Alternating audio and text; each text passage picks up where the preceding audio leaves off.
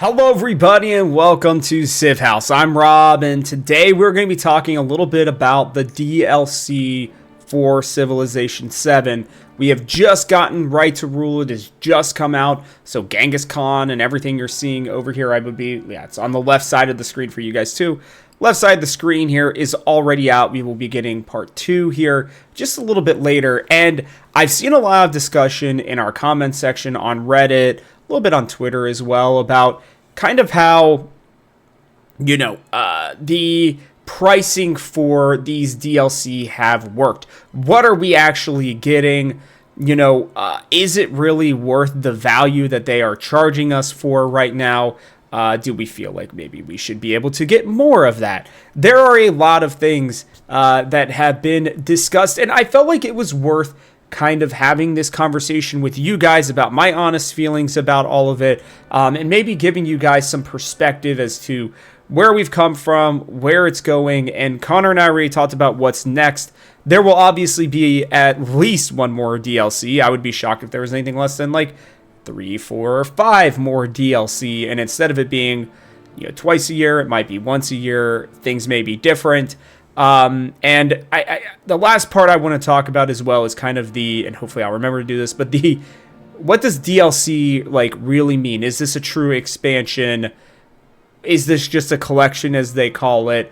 I just felt like it's worth discussing that. So we're going to get into it. Before we do, as always, I'll ask you guys to like and subscribe. Like if you enjoyed these kinds of videos. Subscribe so you'll miss out on any of the stuff we have coming out here at Civ House as we continue to dissect this game and talk a little bit more about it. Let me know in the comment section below before you just come out right and say, I hate this game. I hate this DLC. It's too expensive. I know that. I want more to see kind of what you guys think as I'm talking about this and as we're going through it, because I'll start by saying this.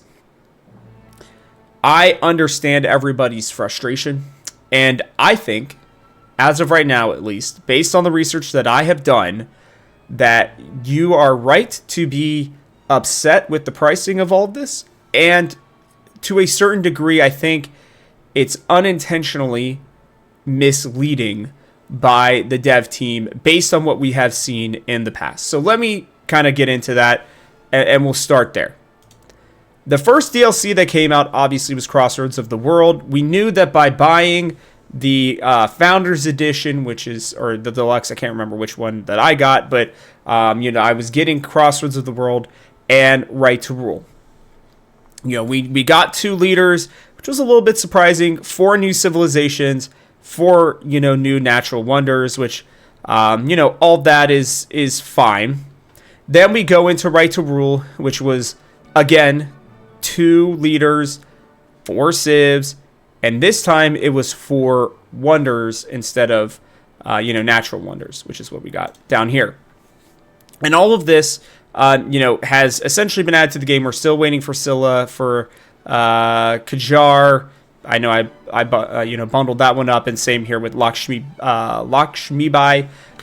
So I apologize for messing those up, but I decided, and I thought of this while I was in the shower actually, because I was deciding, I was like, I want to talk to everybody about this. How do I kind of take a look at this? And I wanted to start with Civilization V, because that was the first time that I can remember, at least with the whole Civilization catalog really being on Civ, or on Steam, and all of the DLC coming out. It was a lot easier. I know you could realistically with 4 and maybe a little bit with 3, but 5 is where I really remember things coming out. And so I wanted to show you guys. So Brave New World is one of my all-time favorite expansions for these games, and I wanted to kind of show you guys what was in here. So Brave New World is still $30. I believe it's been $30 since it launched. You could correct me if I'm wrong. I could not find something that told me differently in the time that it took for me to kind of look all this up. But, we were given, here's all the things we were given. A new cultural victory, pretty much a redoing of culture. New policies and ideologies. A world congress was added to the game. Trade routes were changed. Here's the big one. 9 new leaders and civilizations are introduced, including Poland, Brazil, Portugal, Zulus, and more, each with their own unique traits, units, all that stuff, and new wonders and 2 new scenarios. Okay, I kept thinking to myself, how does this look now? Then you get Gods and Kings, another amazing expansion for the game. It brought in new tech, some new units and buildings, all that kind of stuff. Then it gave another new 9 civilizations: Carthage, Netherlands, Celtics, Maya, all that kind of stuff. I love this. It's after 2012, after all. That's pretty funny. Then it kind of gave us a totally revamped religion. Diplomacy was changed a lot. City-states, were added.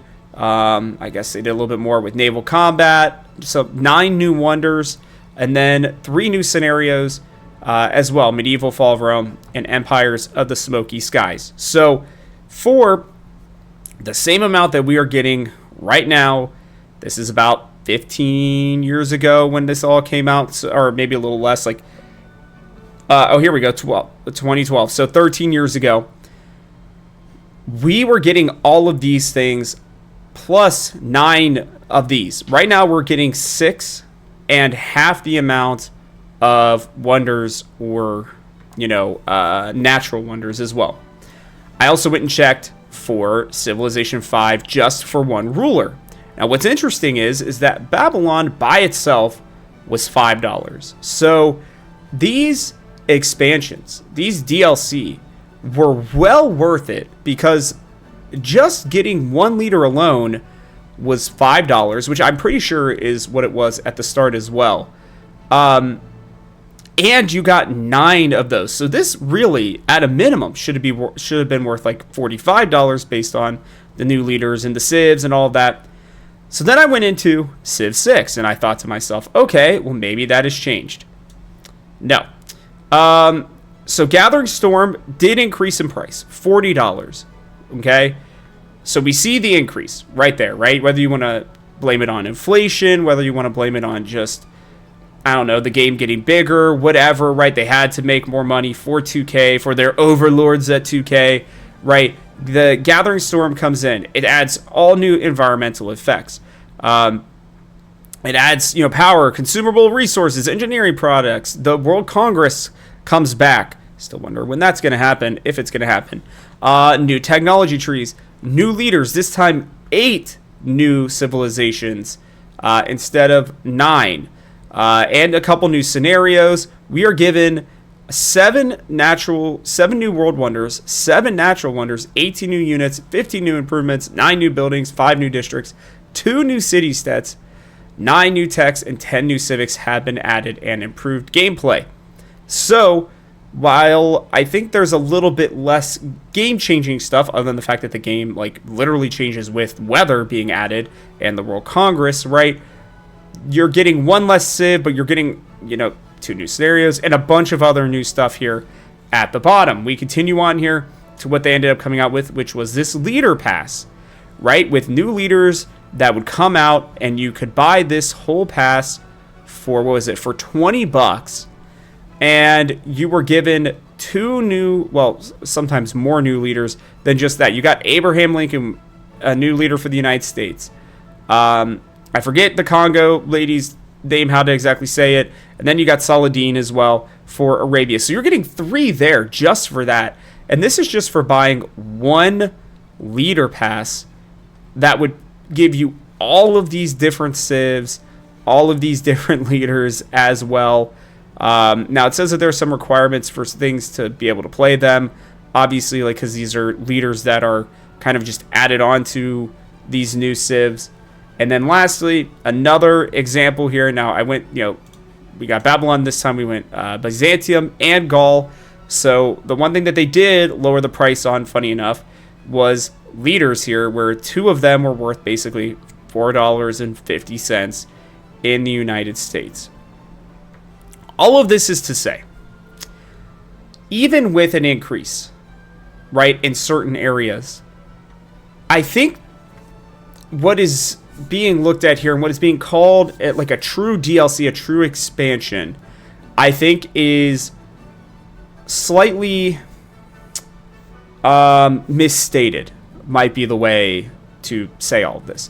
this is really a collection. And with civs and with leaders being separated, what are the prices for these separately, right? Because they are having to come up with even more units, even more civics, all this kind of stuff. It is taking a little bit longer probably for them to make sure that it fits with all the age stuff, you know, with all of the new changes that they brought into the game, with legacy paths, all of these different things. With that being said, in this latest one, if you were to count everything in here, right, there are 10 things that you are getting. In just Brave New World, we are given World Congresses, new victories, new trade routes, and 9 new leaders. Even when you go to Civ 6 and you go to Gathering Storm, we are given 8 new leaders. We are giving a totally new engine within the way that the weather works and everything. And we're given like more just wonders alone than what we are getting in here. This company has to make money. There's no doubt about that. They need to be able to, I think, set a price for what everything is going to be worth as we continue to move forward within the game. What this comes down to and what worries me the most is that when we get something that is going to be as substantial potentially as Brave New World or as Gathering Storm, because I'm using those really as my kind of where this whole conversation is going, where it's starting. I have a feeling this is going to go all the way up to 60. And I think that, you know, while gaming has changed, while pricing for gaming has changed, right? We're in the world now where, you know, the new Mario Kart game costs like $80 or $90, whatever it was, right? Where the normal games, like we may see GTA 6 may be our first $100 game, you know, for its base game. You know, gaming itself has been relatively cheap for so long, which has allowed there to be less of a barrier to entry for people in terms of monetary value. Even with all that being said, I think the problem is when they said that we were getting true DLC, I thought it was going to be something like Brave New World, like Gathering Storm. Instead, it's really more of a, you know, a leader pass, right? Or a Civ pass, whatever you would like to call it, right? It's really more of just a Babylon Nebuchadnezzar, right? Like, what do they call this? A civilization pack, right? That's really what these are. And if that's going to be the price that this is stated at, fine, I guess. We will deal with that. That's something that is not exactly fun to think about, but that is maybe just the way that it's all going, right? I still very much feel that they are going to make a significant DLC, a true expansion pack that will add a lot of things that we have been wanting and looking for. And I have a feeling that we will be paying what would essentially be, you know, the price that we used to pay for a brand new game, around $60. Whether or not you think that is fair or not, I do not know. I personally struggle to believe that, but I also think that there's been so many other things with the game. Now, to be clear, they've added some of these kind of features that we would have seen, right? Like weather is already in the game.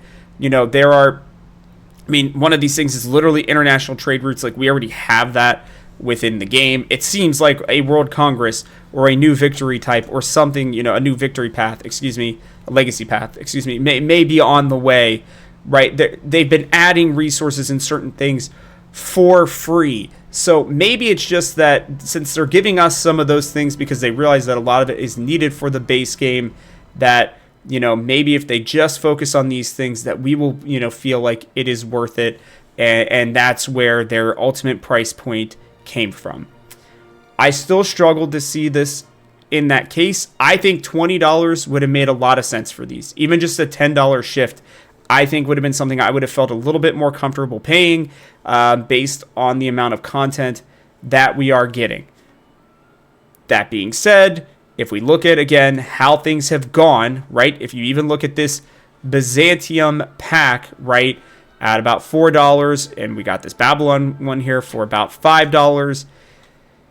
If you count that, then technically we are getting almost exactly what the value would be, right? A leader, or 2 liters, 4 civs, $5 each. That's about $6. You throw in the wonders as well. That seems to be kind of where they have come from with this. Again, I feel like, even $1 less for all those would work maybe a little bit better. But I really think what it has come down to, I'll say this one more time, and then we'll wrap it up here. What I think it has come down to is we've expected the true DLCs with these big names, with Right to Rule, with Crossroads of the World. We've expected those to be something a little more substantial than what these ones are. I think the update that we will get in August is going to explain that to us. They are going to lay out a new roadmap where they're going to show us what October looks like and probably into early next year as well. There will be something big that will come near the end of this year, I wouldn't be surprised if maybe it even got pushed back a little bit into early next year, which would be a shame. But all of that is to say that if they had marketed this a little bit better, I think we would be a little bit less upset about it. But at the same time, it is something that has been, I think, worthy of talking about and something that has been understandable for everybody being upset about it. So I hope that you guys will let me know kind of what you think. If I'm wrong and you feel like I'm wrong, I'm more than happy to have those conversations in the comments section below. I'm also happy to make another video if that was something that you guys would like for more thoughts on this. But this will be the topic of conversation, at least until we get to the next update. And I would say at the latest, we'll find out more in September. But that is going to wrap it up for us here on this one. So from our house to yours, thanks for watching, and we hope you'll join us for one more turn.